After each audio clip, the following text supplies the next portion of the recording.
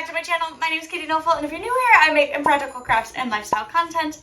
And this week, we are stepping back in time to a decade that I don't normally go to, and that is the 1970s. We are going to be working on making some vintage popcorn art because in mid-September, when I was trying to figure out what I wanted to do for my Halloween videos, I came across this image. And that really quickly led down a rabbit hole, as well as triggering a memory of a clown, one of these that was in my grandparents' house. I have decided that I want to make two vintage Christmas decorations. I want to do one of a snowman because it reminds me of my grandmother and a Christmas necklace that she would always wear this time of year. And I've decided that I'm going to force Hens to pick something that reminds him of his grandparents on his side, because I am all about nostalgia and being surrounded by our family. Let me show you what they're going to be on. Here is this box that I asked Hens to grab from work for me. So the plan is draw the images, cut the images out.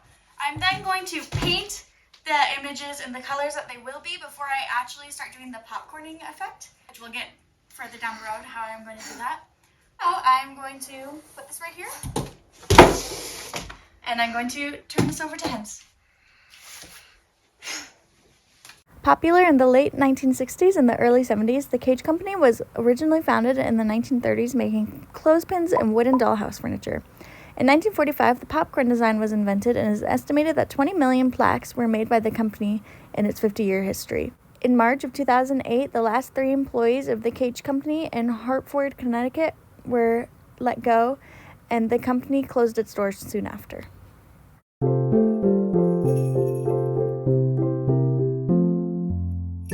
Day 2 began with me cutting out the cardboard, and when I tell you that this absolutely did not work, I mean it did not work, and it was super frustrating and my arm was starting to hurt.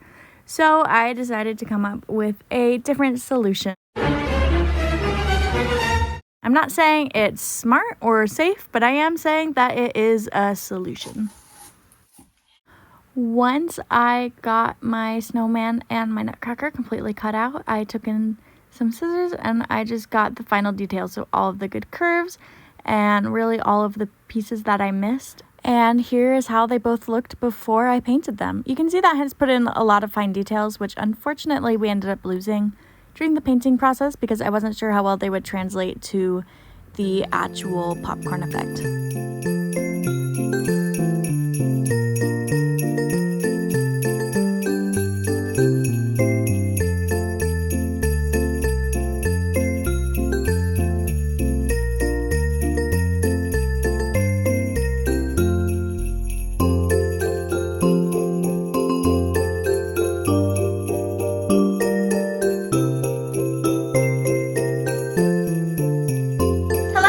Welcome to day 3 of this project.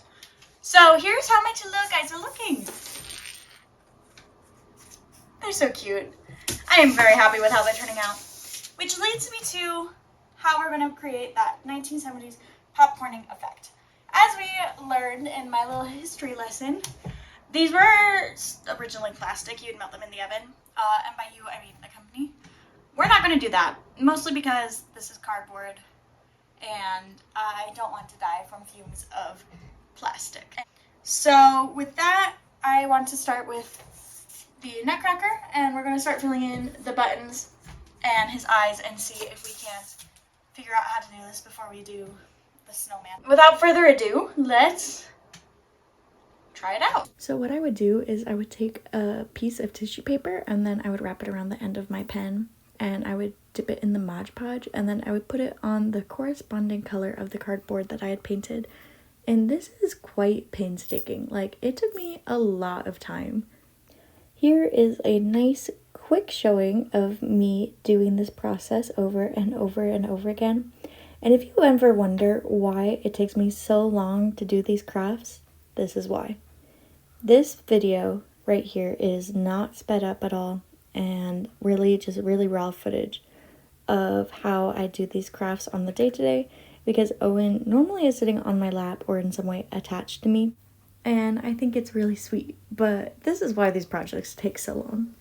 So without further ado, let's jump ahead a little bit.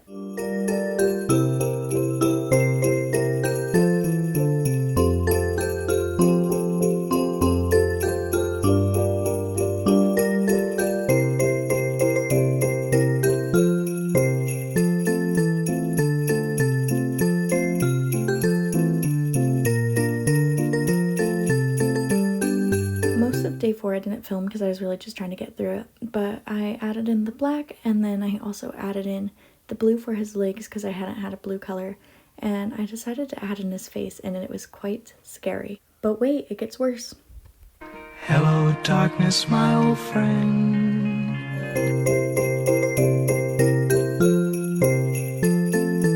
Alright, folks, now it's time for red. So I'm only going to show you 3. Ready? 1, 2, 3. That transition was really impressive. No need to applaud, folks. I'll be here all night. Literally, all night. Tragedy has struck. I ran out of red. So I'm asking Hens to pick some up because Hens is out currently Christmas shopping, so I've asked him to pick up another pack. Because if I ran out of red doing this, there's no way I have enough white to do all of that. So basically we have kind of an issue where none of these reds match that red. So I think I'm going to go with this middle one because it seems the closest out of my 3 options. Maybe I'm crazy, but looking back at this, it definitely looks like that top one is actually the closest. And now it's time for Pick That Sound Effect. First up, we have a solid. Next up, we have. And lastly, we have. Okay, here is the Nutcracker. He's currently being re-straightened because apparently when you get cardboard wet, it curves. Probably could have guessed that, but for some reason I didn't think about that. It's time for our snowman. It is 3 o'clock on Saturday when this goes up tomorrow. So, yeah, here is all of our tissue paper. Please excuse how many Dunkin' cups I have. The plan is I am going to do the big colors first, so I'll start with the white and then the black. So I'm doing the opposite of what I did with the Nutcracker, just because you couldn't really see those details once I put the bold color around it. So if I put them in second, I think that the smaller details will show up easier. So without further ado, let's go. Look at that! It's kind of hard to see his eyeballs, but that's okay.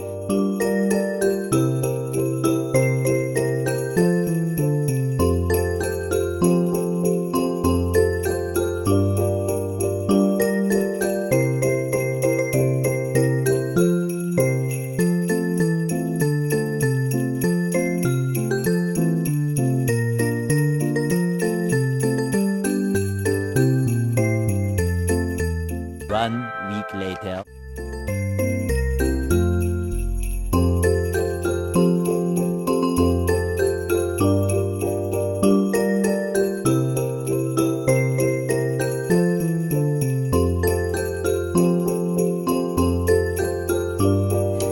So, after what I would consider a quite successful finals week, I am finally back to working on this project because, to be honest, this is the first project that I can think of in quite a while that has actually, like, given me burnout. And I think it's because of how repetitive it is. Like, Hens did half of the face up here for me just because I want to say lost interest, that's not the word, but definitely, like, very burned out. But I'm back at it now that my finals week is over, and we have a little over a week and a half left till Christmas. I think that means it's time for something really important. So just come here. Thank you, husband. Here we go. Hi, Hens. Here we go. By the way, this is actually how tall I am, so this is my actual view of my kitchen.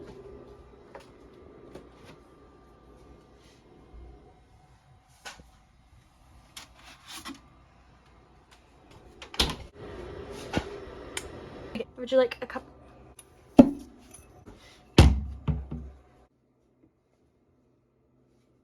Clink. Clink. Oh, wait, clink.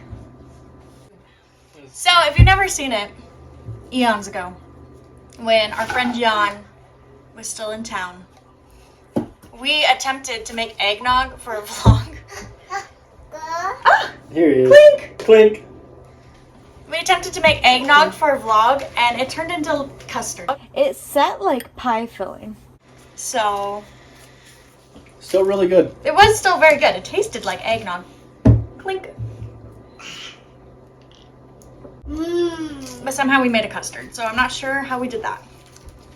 But, without further ado, let's hop back to it.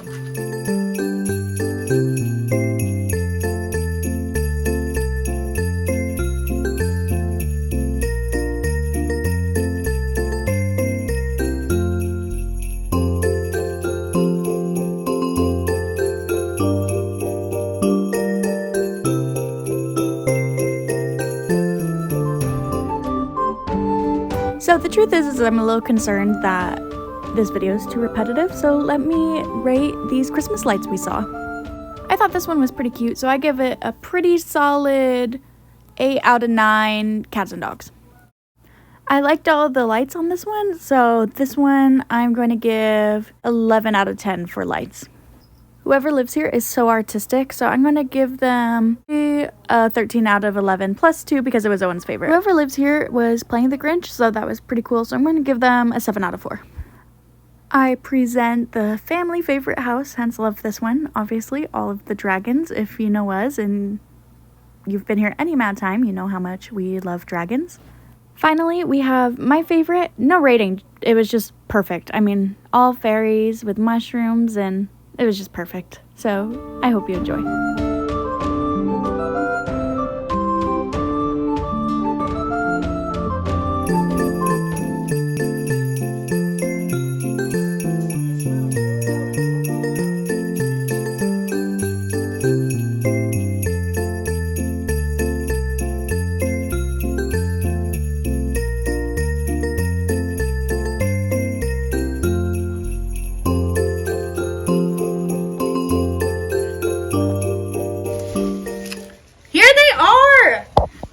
They look super similar to my original inspiration. Obviously they're paper, so they're not going to hold up as well as the original like 20 million or whatever they made, but I think they look pretty convincing from like really far away. If you get up close, you'd probably be like, that's paper. But from pretty far away, I don't think you'll be able to tell. Snowman definitely turned out better than a Nutcracker. I think that's because with the snowman, there are less really fine details like there are on the Nutcracker. Because like his little buttons didn't turn out. And also his eyes are a little scary. I mean, they didn't really get a whole lot better. I did go through and I fixed his mustache. But I did not fix the details on him. So that's kind of on me. But really, I was just trying to get done for the video. Anyways, that's going to do it for me. Thank you so much for being here. I'll be seeing you in 2025. For some reason, my video stopped recording right there, so I just wanted to say thank you so much for being here. If you enjoy vintage-inspired crafts, especially very impractical ones, the keyword for 2025 is whimsy, so I'll be seeing you then. Thank you so much for being here. And that brings us to the very last time for 2024 of saying toodles. Merry Christmas, everyone who celebrates. Happy New Year, and I'll be seeing you in 2025. Love you guys.